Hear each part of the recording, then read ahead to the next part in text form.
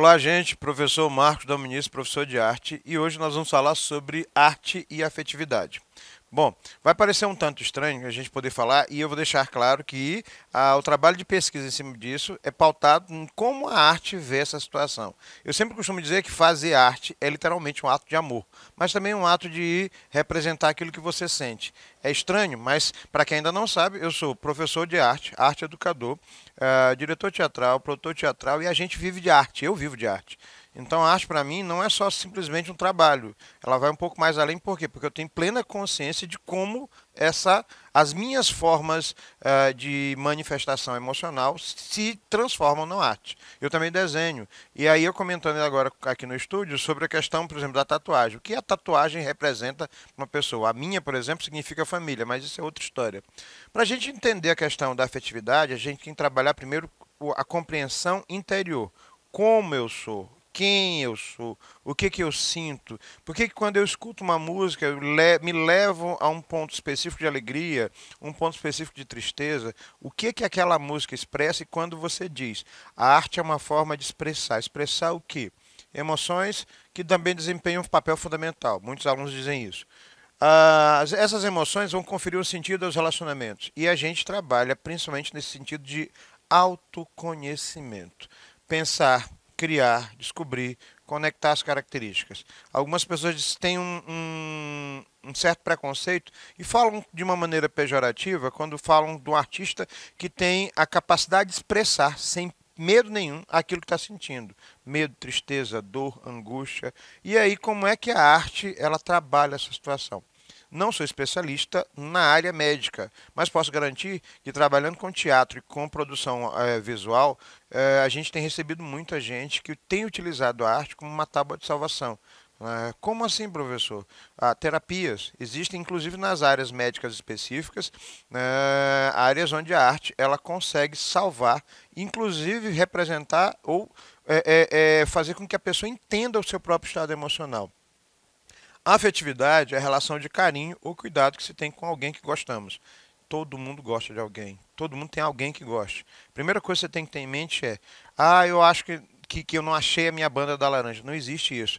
A autoafirmação vem principalmente da questão de você se amar internamente. Eu sempre digo que é uma filosofia pessoal, né? Não costumo dizer isso, mas já está gravando, vamos lá. Quando você tem essa questão do amor próprio, você consegue brilhar tanto que você traz pessoas juntos. Parece um discurso meio vazio, mas na arte isso é muito marcante. E aí quando o Piaget, né, que é um teórico da educação, diz: a afetividade está ligada diretamente à inteligência. E uma série de pessoas fala sobre inteligência emocional, a capacidade que você tem de se relacionar com outras pessoas utilizando as vivências afetivas que nós vamos falar aqui. Para que a inteligência funcione, é preciso que haja um motor chamado afetividade. Trabalhe com quem você goste. Conviva com quem você gosta. Mas para que você goste de alguém, você tem que primeiro permitir que as pessoas gostem de você. Não adianta só eu acusar se eu não consigo ter autoconsciência de perceber que eu preciso mudar em algumas coisas ou em muitas coisas para que as pessoas também consigam conviver comigo. Não é uma questão de dependência emocional, mas de você se conhecer. A arte te permite e muito esse processo. Juventude e Relações Afetivas do Anderson Augusto. Um não exerce a força sem o outro. Né? Para que você trabalhe essa questão da afetividade, é necessário que você se permita. Eu não confio em tal pessoa, eu não confio nisso.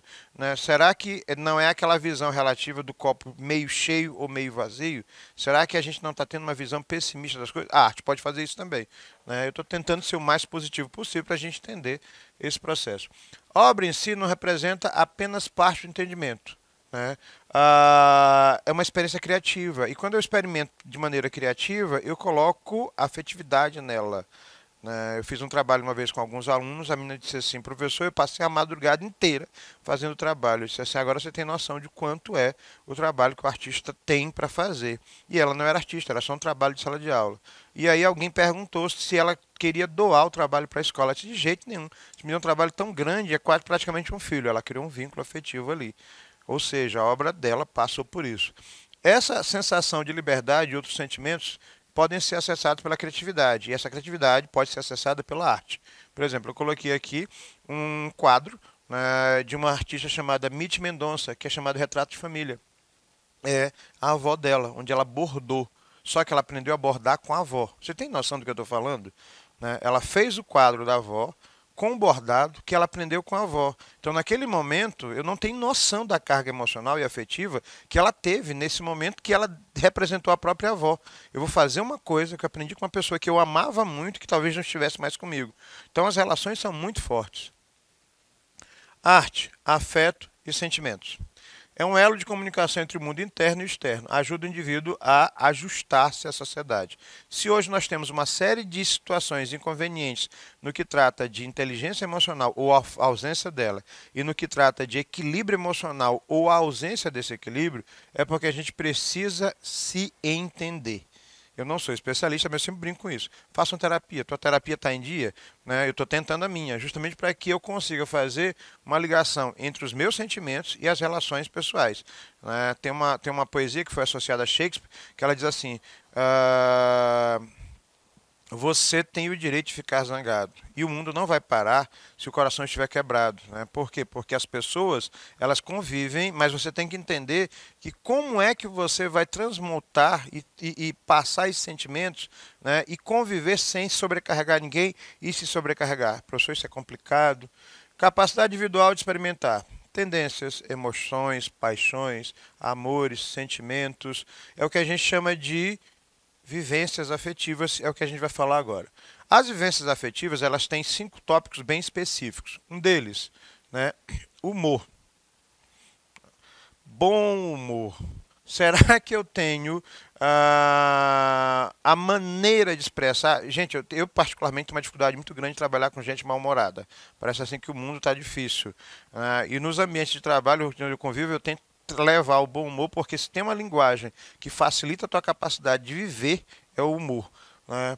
O agora e a forma como o meu estado emocional, mesmo que eu esteja extremamente quebrado por dentro, consegue representar isso. Alguns humoristas e atores trabalham com humor, ou inclusive youtubers, o pessoal que trabalha como digital influencer, eles trabalham muito na linha do humor, e eu costumo ouvir relatos onde a pessoa diz assim: eu fico feliz quando eu sei que o meu humor conseguiu deixar o dia de alguém mais feliz. Né? As pessoas falam do seu humor, você está sempre disposto? Né? Você é alegre, você sabe sorrir, você sabe rir de si mesmo. Né? Você muda de humor muito fácil. O que é difícil de entender? Por que isso parece tão chato ou desagradável para ti? Porque você tem um senso crítico em agredir ou não agredir. Repense essa situação. O humor, na maioria das vezes, pode ser vivido no corpo, fisicamente. Né? Eu tenho alguns amigos que a gente não consegue se olhar, um olhar para a cara do outro, a gente tem crise de riso. Mas só tem um detalhe, né? É uma relação pessoal tão grande que parecemos adolescentes, onde um não consegue literalmente ficar sério. E olha que eu trabalho com teatro, com concentração. Né? E eu sempre digo para os meus alunos, o que me conhece, eu não tenho maturidade nenhuma para meme. Né? Eu sou do humor bobo, de rir de qualquer coisa e fazer piada, inclusive com a própria arte. Achei maravilhoso esses dois aqui. Hoje eu acordei dadaísta, antipático, antipopular e antissocial. Não é muito meu caso, mas o dadaísmo é isso. E aí eu sempre brinco isso. Se você quer fazer uma piada contextualizada, né, estude, pelo menos isso. Hoje eu acordei expressionista, inquieto, dramático, explosivo. Eu coloquei isso numa sala, a minha professora sou eu. Disse, minha irmã, levanta e segue teu rumo. Ela começou a rir. Bem ali a gente brincou com a situação de você aprender a rir, inclusive de você mesmo. Achei maravilhoso. Esse trabalho é do Pedro Luiz, né? Ele trabalha afetividade e emoções. Tentando remendar, uma palavra bem maranhense, o irremendável, ou seja, acabou e não tem por onde. E ele brinca com fotos antigas, ele se apropriou dessas fotos, mas ele brinca com a questão da separação. Vamos rir, inclusive, na pior situação possível. Né? Sobre o amor e expectativas, alimente, mas deixe voar livre. É difícil, porque a gente é egoísta pra caramba. O nosso amor sempre existiu. E aí ele brinca com a situação da homoafetividade. Bom, se a foto é antiga, deve ser no final do século XIX, início do século XX, provavelmente. Né? Emoções. Eu vou adiantar uma parte do item, eu estava até comentando aqui no estúdio. Emoções e sentimentos, eu vou facilitar a vida. A emoção é um estado afetivo de curta duração. Já o sentimento é um estado afetivo de longa duração. Vamos voltar nele aqui. As emoções, elas são literalmente reações rápidas a um estado específico, com uma sensação interna ou externa. Como assim? Eu acabei de tomar um susto, foi uma emoção muito forte. A pressão pode ir lá em cima, a pressão pode baixar. Eu soube do falecimento de alguém que gostava muito. Há um tempo atrás eu entrei em estado de choque quando eu li na internet, né, uma nota de pesar de um amigo muito querido. Então, minha pressão, a minha sempre baixa. Foi lá embaixo, eu não aguentei. O pessoal disse: espera aí, o que está acontecendo? Eu descobri pela internet que uma pessoa tinha falecido. Isso é emoção. Já o sentimento, ele trabalha numa outra linha. O sentimento é eu gostar dessa minha intérprete que vocês estão vendo agora, porque eu conheço ela desde criancinha, então eu tenho um carinho muito grande por ela. Né? Eu gostar da minha coordenadora aqui de estúdio, a Ana, e adorar perturbar a vida dela, porque eu me divirto enchendo o saco dela toda vez que eu venho gravar. Então, isso é sentimento. O sentimento é duradouro, é construído, é vagarosamente. A emoção é literalmente uma tsunami que vem e te desmonta. E ela pode ter, por exemplo, inclusive, reações físicas. Diarreia, paralisia, moleza, desmaio, desorientação, dores. A emoção pode te deixar desnorteado. O sentimento pode causar algumas sensações dessas também, tipo um choro por causa de uma saudade, mas o sentimento é trabalhado e tem uma outra relação. Qual dessas reações, por exemplo, vocês já tiveram? Quando a gente fala de emoções, abraço, né? O abraço é uma coisa muito pessoal, tanto é que a gente que é nordestino tem mania de abraçar. As pessoas acham que a gente é touchscreen, fica tocando nos outros. Né? O abraço, ele diz muito sobre a pessoa. Às vezes você está num dia ruim pra caramba, só chega uma pessoa e diz assim: vem cá, tô aqui, só um abraço. Acaba ali, desmonta a tua vida e o teu dia melhora ou piora. Ou a ausência desse abraço. Né? O Romero Brito, ele brinca, eu coloquei ele porque é uma linguagem muito fácil de trabalhar com crianças e com adolescentes. De braços abertos, alegria, felicidade, positividade, entre outras coisas. Eu brinco sempre que as meninas, elas têm uma situação interessante. Duas meninas se encontrando no meio de um shopping. Uma levanta o braço, outra levanta o braço e começa os gritos. Ah! E as duas se abraçam. Os meninos parecem os bárbaros medievais, mas o abraço aqui no Nordeste é uma coisa muito pertinente. Eu já vi alguns lugares aqui no Brasil, inclusive aqui em São Luís, as pessoas sentam, colocam uma placa escrito abraço de graça. E simplesmente você sente isso. E cada abraço representa um estado literalmente emocional específico. O abraço do Frederick Morgan, do casal, e um abraço que significa carinho. Então você tem duas situações, mas em ambas, mesmo mais realista e mais figurativa, as representações são a mesma. Um abraço é uma relação muito pessoal. E ele diz o seguinte: um abraço protege, ajuda, consola, acalma, quebra solidões, partilha alegria ao encontro de dois corações. Os abraços do Rivière e do Frederick Morgan. Né? Quem já pegou seus cães, cachorros e gatos e apertou, só falta matar, sabe o que eu estou falando. E o que é receber abraço de crianças que são filhos ou netos? Gente, não tem dinheiro no mundo que pague isso.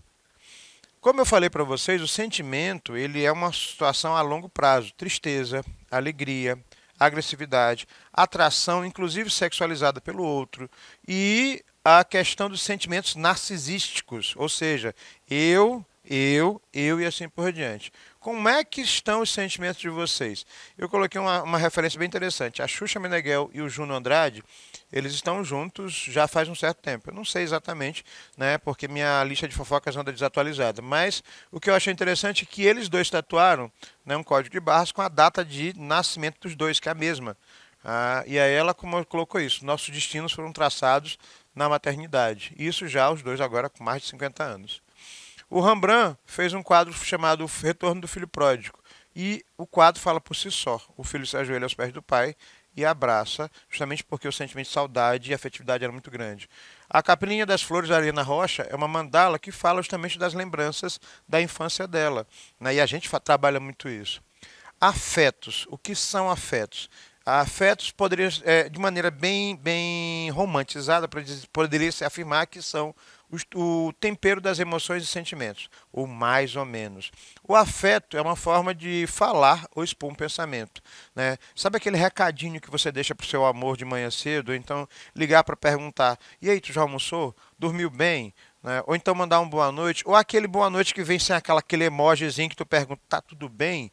Né? O afeto é você pegar e preparar uma delicadeza sem obrigação nenhuma para que o outro se sinta feliz e vice-versa. Não estou falando de pessoas que se relacionam, estou falando inclusive da tua mãe que toma conta de ti, do teu pai que te leva e vai torcer por ti num campeonato de qualquer coisa que seja, de War, Mouse, sei lá o que quer que seja, ou qualquer pessoa que se preocupa com você literalmente nessas situações. Cheiros, impulsos, alguém que te dá um presente do nada, alguém que te liga e fica falando bobagem junto com você, alguém que divide um espaço simplesmente para sentar e vamos para assistir um filme, né? Alguém que te convida para sair.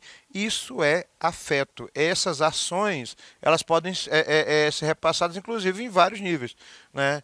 Eu te amo, eu posso te beijar?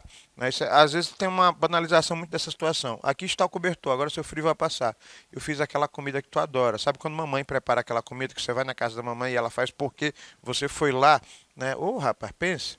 Dormir de conchinha, dormir junto. Tem gente que gosta, tem gente que parece assim um ventilador dormindo, gira, faz um 360. Mas, né, é uma relação bem interessante. Eu coloquei essa obra do Van Gogh chamada A Siesta, que é para provar como algumas pessoas se sentem à vontade de estar junto e sentir o corpo do outro.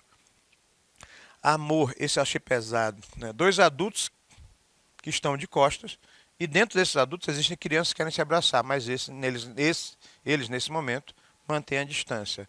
Eu vou deixar vocês pensando sobre isso, mas é bem pesado.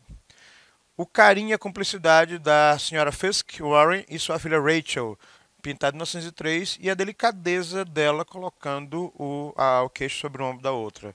Bom, alguns de vocês já fizeram isso, simplesmente parou e ficar ali do lado coladinho. Paixão. Paixão é uma tsunami, é intensidade. A paixão ela destrói a química cerebral de uma maneira tal. O pessoal da biologia me desculpe, mas eu estou falando de maneira romantizada. E ela literalmente te deixa sem a noção de autopreservação. Né? Presta atenção na tua vida, né, Mariazinha. Joãozinho não presta para ti. Professor, qual é o seu problema? Você tem alguma coisa contra ele? Quando você está apaixonado, né? Qualquer pessoa que diga que alguma coisa não está certo, você vai tê-la como inimigo. Por quê? Porque a paixão te deixa cego. A paixão é uma tsunami que destrói contigo. Né? O foco é apenas um, você perde a lógica e ela é amoral. Não existe bem ou mal, existe o que você quer. Então essa paixão, ela pode ser transmitida inclusive pelo beijo. Beijo é aquela situação muito pessoal. Né? O beijo bateu, vem um sininho e faz assim, bem, bem, bem, bem, bem, bem. Tu não sabe exatamente por que aquilo mexeu contigo. Né? Mas o beijo ele é um reflexo muito grande dessa paixão. O beijo ardente, por exemplo, do Rodin, ou o beijo do Clint, né, que é um beijo apaixonante no rosto, mas tem uma sexualização muito grande, são exemplos dessas paixões. Imagens e objetos. O que são imagens e objetos? As imagens e objetos, elas literalmente contam parte da nossa história. Não mexa naquela camisa. Aquela camisa tem uma relação muito grande para mim. Aquela caneta que me lembra as fotos de família do álbum que eu guardo. Então, alguns objetos, eles têm um peso emocional quando eles guardam, né, as tuas próprias histórias. E aí tem uma história interessante quando você começa a colecionar a sua própria história e guarda. E aí quando você acha aquele objeto, que você volta no tempo e todo o processo de paixões, amores, sentimentos, afetividades estão naquilo ali. E se for um objeto que esteja relacionado diretamente a um valor artístico, mais ainda. O espaço não é primitivamente uma ordem entre as coisas, é antes de qualquer coisa uma qualidade das coisas em relação a nós próprios. Decoração afetiva de fotos e memórias. Bom, as fotos, elas são registros fotográficos, registro de imagens, registro de pessoas, mas acima de tudo registro de lembranças, sentimentos, paixões, emoções e assim por diante. Talvez alguns de vocês sejam muito jovens, mas não tenham passado por isso. Né? Olhar uma foto e lembrar, principalmente da pessoa que você não tem mais, todos os momentos felizes, e você tem que agradecer por ter vivido tanto tempo daquilo ali. Não chore, conselho meu, não chore pela saudade, mas chore literalmente porque você foi privilegiado em ter vivenciado aquilo tudo junto com aquela pessoa ou aquelas pessoas. Né? O abraço da Frida Kahlo, de Amor do Universo à Terra. Ela diz o seguinte, ela fala da cultura mexicana, sobre a visão dela, e a Frida Kahlo é uma pintora que ela ficou presa à cama em função de um acidente. E a forma como ela via as paixões estavam bem aqui, os amores. Os amantes do Magritte. Magritte conta do amor impossível, o amor que não é permitido, inclusive em época de pandemia. E eu vou finalizar vocês aqui enquanto eu falo de uma coisa que é muito forte, né? A paixão, o amor, o sentimento que a gente tem, né, pelas coisas que a gente gosta e pelos animais que a gente gosta. O Snoopy e o Charlie Brown são bem relações disso. Sentar simplesmente um do lado do outro e esperar para ver o tempo passar. Você não precisa falar nada, só estar do lado. Onde a arte representa afetividade, sentimentos, paixões e amores. Professor Marcos da Ministra aqui. Um abraço. Fui.